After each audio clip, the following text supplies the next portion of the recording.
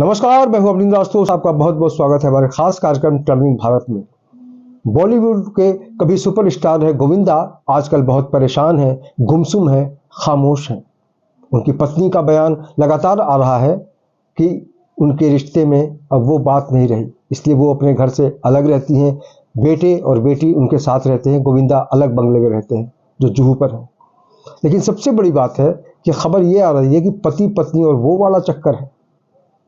20 साल से एक लड़की से गोविंदा का कोई अलग सा रिश्ता बन गया है, जिस तरह से बातें छल कर आ रही हैं। और सुनीता ने, जो उनकी पत्नी है, लगातार हाल फिलहाल के इंटरव्यू में हमने महसूस किया है कि वो गोविंदा का अपमान करती हैं। उनको बिल्कुल जो रिस्पेक्ट होनी चाहिए पत्नी के तौर पर जो देनी चाहिए, उसमें लगातार कमी है। वो मजाक उड़ाती रहती हैं उनका। और उन्होंने कहा है कि हमने इस बारे में शिकायत भी भेजी है कि हमें तलाक चाहिए। लेकिन गोविंदा अब तक खामोश क्यों है, ये समझ में नहीं आ रहा है। उनके सेक्रेटरी ने भी कहा है कि कुछ अपने लोगों की वजह से कुछ गलतफहमियां पैदा हो गई हैं, इसलिए ये संकट की स्थिति पैदा हो गई है। अगर बात हम उनके प्यारे भांजा कृष्णाभिषेक की करें तो उन्होंने कहा है ये तो कोरी बकवास है। उनकी पत्नी कश्मीरा शाह ने भी कहा है कि मुझे यकीन नहीं हो रहा कि ऐसा भी हो सकता है। हमने विनय आनंद से बात की, जो उनके दूसरे भांजा हैं। उन्होंने कहा यह सब पूरा मामला जो है पूरा फेक है, काल्पनिक कहानी है, ऐसा हो ही नहीं सकता है। और अगर ऐसा कभी भविष्य में होता है तो ये बहुत ही दुखदाई होगा, ऐसा बिल्कुल नहीं होना चाहिए। तो कुल मिलाकर स्थिति क्या है ये स्पष्ट नहीं है, लेकिन गोविंदा और सुनीता के बीच का जो रिश्ता है वो अब तक कायम है। तलाक ना हो हम तो यही चाहेंगे, लेकिन अगर तलाक की नौबत आ जाती है तो गोविंदा को भी इस मामले में खुलकर सामने आना चाहिए। जिस तरह से सुनीता लगातार अपने इंटरव्यूज में गोविंदा के बारे में अनाप शनाप बकती रही हैं, ऐसे में गोविंदा को सच बताना होगा, क्योंकि लोग उन पर भरोसा करते हैं। और खामोश रहेंगे तो शक का दायरा बढ़ता चला जाएगा।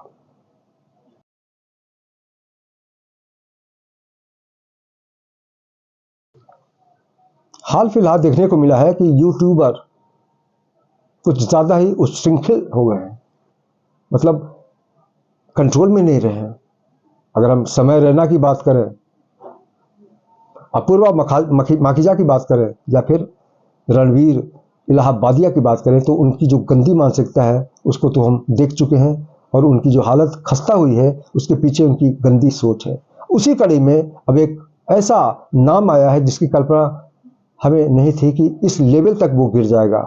फारूकी मुनव्वर, जो बिग बी यानी बिग बॉस के विजेता रह चुके हैं। हाल ही में उनका एक शो शुरू हुआ है जियो हॉटस्टार पर। उसकी जो भाषा है उसको लेकर हमें तो आपत्ति है ही, और भी कई लोगों को आपत्ति है। सबसे बड़ा सवाल उठता है कि फारूकी की जो परवरिश हुई है उसमें भी हमें शक लगता है। अगर उनके घर में माँ होती, बहन होती, तो इस तरह की भाषा का इस्तेमाल अपने शो में वो करते। और तो और छोड़िए जनाब, जो ऑडियंस आती है उसमें बुर्काधारी महिलाएं भी होती हैं और जमकर एंजॉय करती हैं उस तरह के माहौल में। फारूकी का हौसला बढ़ता है ऐसे में। अगर ऑडियंस इस तरह के शो में जाती है तो निश्चित रूप से उसको लगता होगा कि आज की पब्लिक यही चाहती है। मुनव्वर फारूकी एक बदनाम इंसान की तरह, गंदा इंसान की तरह लगता है, क्योंकि अगर उसके संस्कार होते तो वो इस तरह की भाषा का इस्तेमाल नहीं करता। वो इस तरह से माँ की गाली देता है कि आप सोच भी नहीं सकते। ऐसे में तत्काल उसके खिलाफ कार्रवाई होनी चाहिए। और एक बहुत ही वरिष्ठ अधिवक्ता है, उन्होंने साफ साफ इसके ऊपर आपत्ति दर्ज कराई है। अमिता सचदेवा एडवोकेट हैं, उन्होंने शिकायत दर्ज करा दी है और कहा है उन्होंने कि अगर इस पर हमारी सुनवाई नहीं पूरी होती है तो हम दरवाज़ा कहाँ का खटखटाएंगे, अदालत का। इस बारे में उन्होंने 196, 299 और 353 के तहत मामला दर्ज करा दिया है। और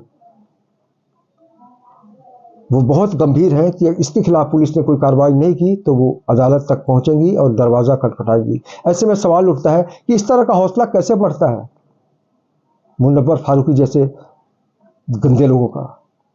क्या आपको पता नहीं है कि भारत देश जो है बदल रहा है, सनातन की तरफ लोग प्रेरित हो रहे हैं। और ऐसे में इस तरह का माहौल गंदा करने वाले तुम होते कौन हो गए हैं? सच में बहुत गुस्सा आता है कभी कभी कि हमारे युवाओं को भटकाने का सुपारी तो नहीं ले रखी है आप लोगों ने।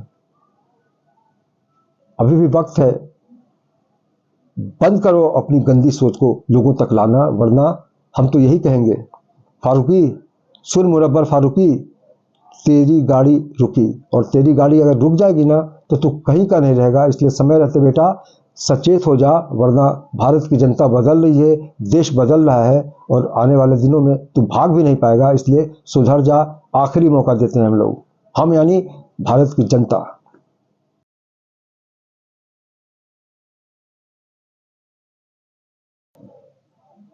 इस देश की शान हुआ करता था कभी एयर इंडिया, महाराजा उसका प्रतीक था। लोग शान समझते थे कि एयर इंडिया के फ्लाइट में जा रहे हैं, आ रहे हैं, लेकिन अब लगातार उसकी आलोचना से यह साफ है कि उसकी हालत बहुत जर्जर हो गई है।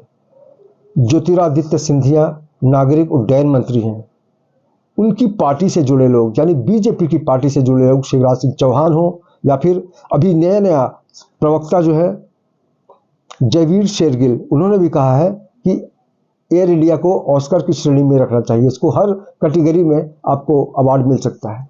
सीटें खराब है, स्टाफ भी लुंज पुंज है, सर्विस तो बेकार है ही। तो कुल मिलाकर ये बीजेपी वाले लोग बहुत ज़्यादा परेशान हैं। ऐसे में सवाल ये उठता है कि जब बीजेपी की सरकार में मंत्री भी बीजेपी की हैं, ये जो लोग पीड़ित हो रहे हैं वो भी बीजेपी के हैं, तो बीजेपी के पास इसका निदान क्यों नहीं है? ये बहुत बड़ा सवाल है कि ऑस्कर से तुलना इस संदर्भ में किया गया है कि इसकी तारीफ होनी चाहिए वहाँ पर। इसका इतना खस्ता हाल है, हर श्रेणी में इसको जो खस्ता हाली है उसको लेकर इसको अवार्ड मिलना चाहिए। तो ऐसे में समझा जा सकता है कि बीजेपी जो कह रही है उसके अंदर किस तरह की गंभीरता है। हालांकि जो भी सरकार में होता है वो खामोश रह जाता है, लेकिन जब खुलकर इस तरह के लोग सामने से एयर इंडिया का मजाक उड़ा रहे हैं तो सच्चाई को टटोलते हुए अगर इसका इलाज भी करेंगे तभी मजा आएगा।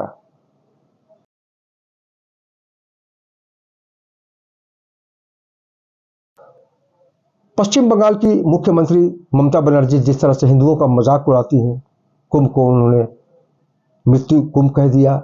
ऐसे में सुमित्रा खान बहुत ही आहत हैं, जो बीजेपी के सांसद हैं। जी हाँ, उन्होंने कहा है कि ममता बनर्जी का जिस तरह से व्यवहार रहा है वो बिल्कुल मौलवी की तरह बातें करती हैं, सोचती भी हैं। इसलिए उनको वक्त रहते मुस्लिम धर्म अपना लेना चाहिए, यानी इस्लाम कबूल कर देना चाहिए, ताकि लोगों को समझ में आए कि ये जो अपमानित करती है हिंदुओं को, उसके पीछे का असली सच क्या है।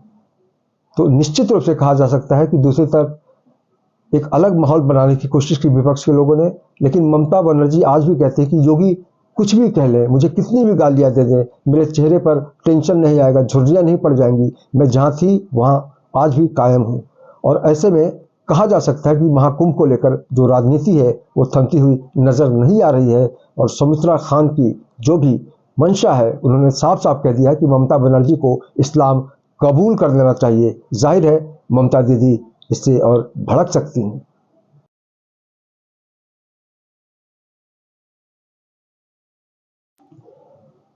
पूरी दुनिया की जलवायु में खतरनाक स्थिति उत्पन्न हो गई है। अगर हम भारत की जलवायु की बात करें तो बहुत ही घटिया स्तर पर उसका पैमाना पहुंच गया है और कल को कुछ भी हो सकता है। जिस तरह से बहुत ही प्रख्यात है वेदर एक्टिविस्ट सोनम वांगचुक, वो हाल ही में अमेरिका से लौटे हैं और लद्दाख से एक बर्फ का टुकड़ा लेकर आए हैं, ये बताने के लिए कि ग्लेशियर कितनी तेजी से पिघल रहा है। अगर समय रहते इस पर रोक नहीं लगाई गई, इसके खिलाफ कोई बड़ा काम नहीं किया गया, तो ग्लेशियर पिघलता चला जाएगा और स्थितियां बहुत बिगड़ जाएंगी, हाथ से निकल जाएगा। और इसी समस्या को लेकर उन्होंने चेतावनी भरे अंदाज में प्रधानमंत्री नरेंद्र मोदी को एक खुला पत्र भेजा है कि मोदी जी ये स्थिति है, अगर इस पर तत्काल कार्रवाई नहीं की गई, कदम उठाए नहीं गए, तो आने वाले दिनों में यमुना और गंगा ये बिल्कुल मौसमी नदियां बनकर रह जाएंगी और अगला महाकुंभ जो होगा वो सिर्फ इनके अवशेषों पर करने की मजबूरी पैदा हो जाएगी। तो इस गंभीरता को समझते हुए भारत सरकार अब तक क्या कदम उठाई है इसका तो पता नहीं है, लेकिन इस चिट्ठी ने यह सवाल जरूर पैदा कर दिया है कि प्रधानमंत्री मोदी को जो जिस अंदाज में यह चिट्ठी भेजी गई है, तो ऐसे में कहा जा सकता है कि वांगचुक की सोच को लेकर मोदी सरकार को गंभीर होना पड़ेगा, वरना गंगा और यमुना आने वाले दिनों में मात्र नाम तक ना सिमट जाए।